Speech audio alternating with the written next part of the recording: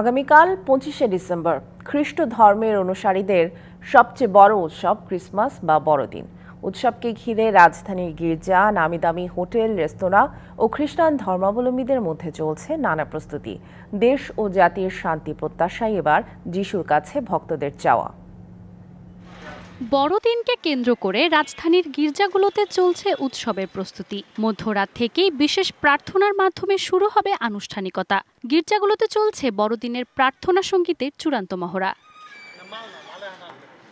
গির্জা প্রাঙ্গণে স্থাপন করা হয়েছে বর্ণিল সাজসজ্জিত ক্রিসমাস ট্রি। যিশু খ্রিস্টের জন্মস্থান ও জন্মক্ষণের প্রতিকৃতি স্বরূপ রঙিন আলোতে সেজেছে গির্জার ভেতর ও বাহির।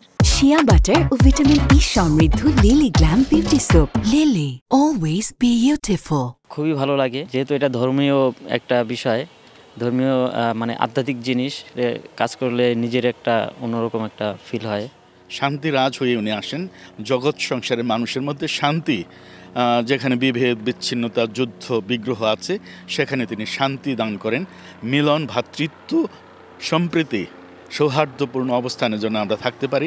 রাজধানীর 5 তারকা হোটেলগুলোতেও চলছে জমকালো আয়োজন। ক্রিসমাস ট্রি, সান্টা ক্লজ সহ নানা প্রতীকী অনুষঙ্গে সেজে উঠেছে চারিদিক।